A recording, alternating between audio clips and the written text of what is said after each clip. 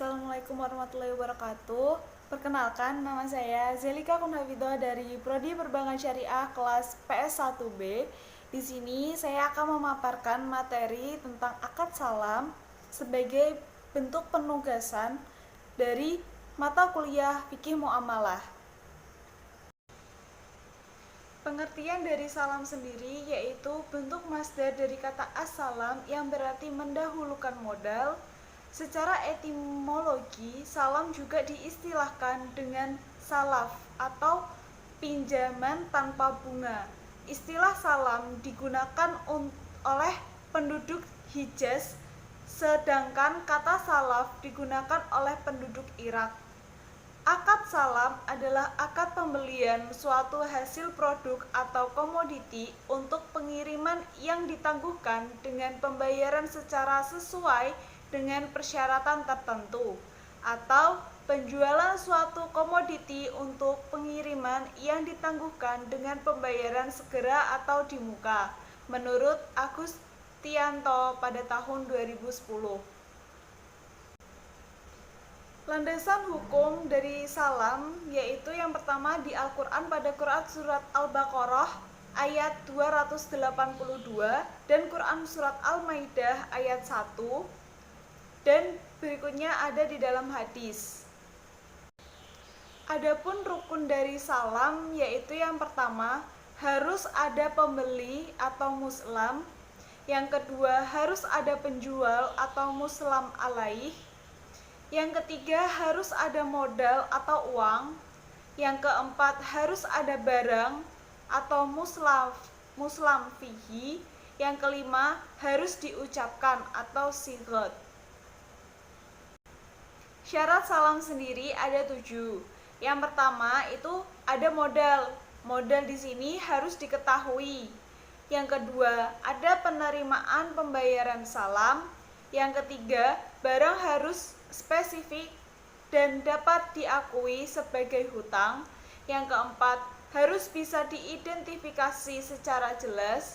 Yang kelima, penyerahan barang dilakukan kemudian hari. Yang keenam, bolehnya menentukan waktu penyerahan barang. Yang ketujuh, apabila barang tidak sesuai, maka penjual harus mengganti barang tersebut.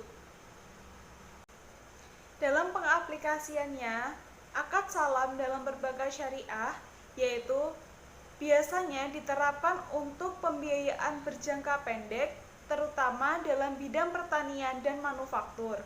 Melalui fasilitas ini, nasabah misalnya petani yang ingin melakukan produksi atau penanaman namun tidak memiliki modal yang cukup bisa mengajukan pembiayaan untuk produksi kepada bank.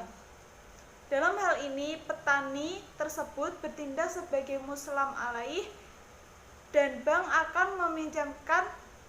memberikan pinjaman yang dalam prakteknya seakan-akan bank melakukan pemesanan barang kepada nasabah dengan pembayaran dibayar di muka, sedangkan barangnya diterima secara hutang. Di sini, bank menempati posisi sebagai muslam.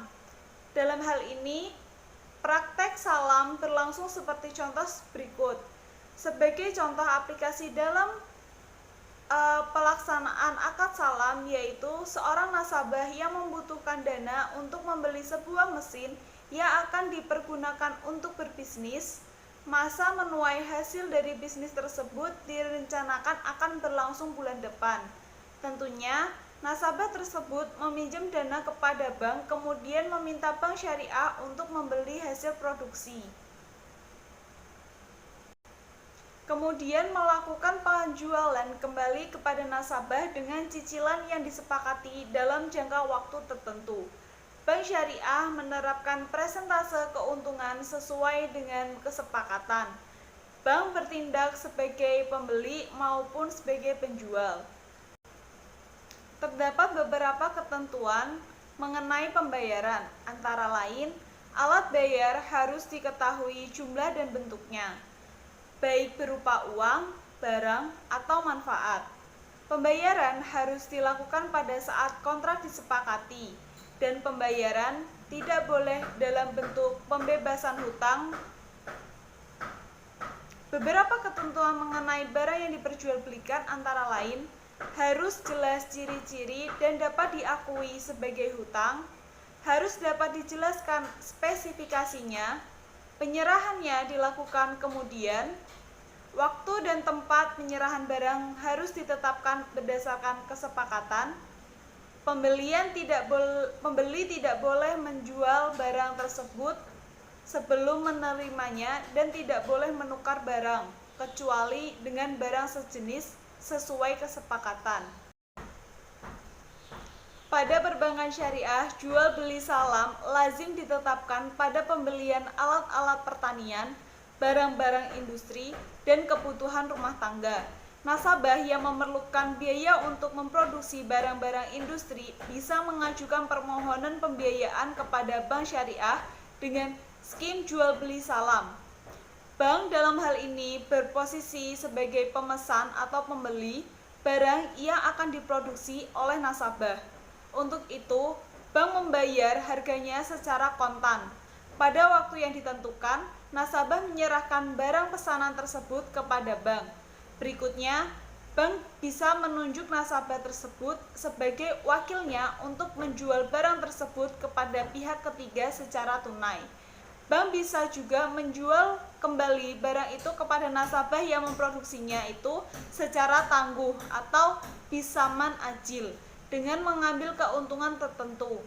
Jika setelah akad salam tuntas dengan diserahkannya barang oleh nasabah atau penjual kepada bank sebagai pembeli, masih ada beberapa akad lain yang mengiringinya. Kalau bank kemudian menunjuk nasabah tersebut sebagai wakil dari bank untuk menjual barang itu secara tunai kepada pihak ketiga, maka yang terjadi adalah akad jual beli murabahah bisama ajil. Dengan beralihnya kepemilikan barang itu kepada nasabah, sedangkan ia belum membayar sepeser pun kepada bank, maka timbullah dain atau hutang. Selanjutnya, walau tidak wajib, biasanya diikuti dengan akad rahan, di mana bank menahan barang jaminan baik berupa barang yang sudah dibeli kembali oleh nasabah itu tadi atau berupa barang lain. Fatwa MUI tentang akad dari salam sendiri yaitu pada nomor 05/DSN MUI /4 pada tahun 2000 yaitu jual beli salam. Sekian dari saya video kali ini. Apabila ada kesalahan mohon maaf. Wabillahi taufiq wal hidayah. Wassalamualaikum warahmatullahi wabarakatuh.